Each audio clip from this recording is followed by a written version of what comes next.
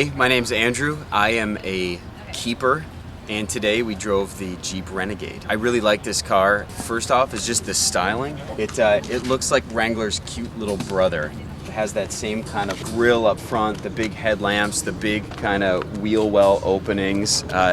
When you see it coming down the road, it's clear that it's a Jeep, even if it looks like a little baby Jeep. One of the things I really like about the car is all the cargo space it has to offer. I need to be able to haul a lot of things, instruments, and things like that. You have this really big trunk storage area, and then you've got this cool load floor.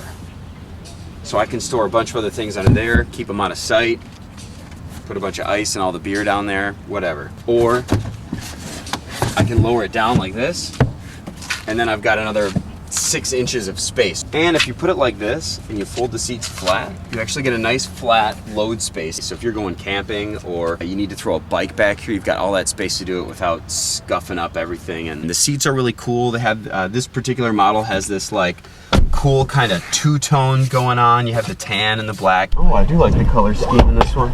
The materials feel pretty nice. There's a lot of cloth. The fabric feels a little rough, but maybe that would soften as you wear it in.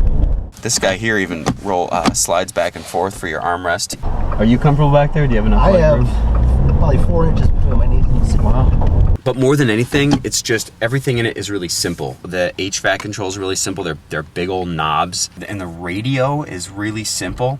I'm beginning to prefer radios like this too, over the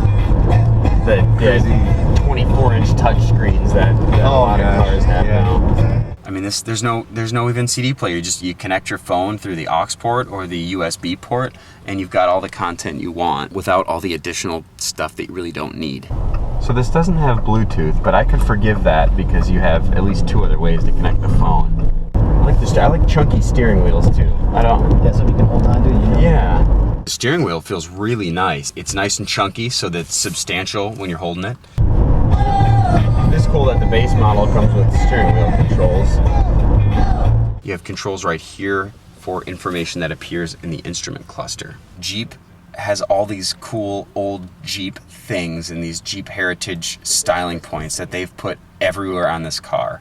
You see there's like a little Jeep silhouette up there too. In the glass? Yeah, they're like all over the place. There's a topographical map of Moab down here. I love the way it drives. It kind of feels like what you think of when you think of a Jeep when you're driving. Like it's a little bumpy, but on the highway it felt stable. Some of these cars we've reviewed, I mean they're nice and all, but they just don't feel like they're planted to the ground. And this guy does. This thing is so maneuverable. It feels more like a car when you're pulling into a parking lot than it does like a small SUV. Right. Oh, this thing has a good turning radius. Holy cow. It felt really safe. This is you do have a lot of visibility.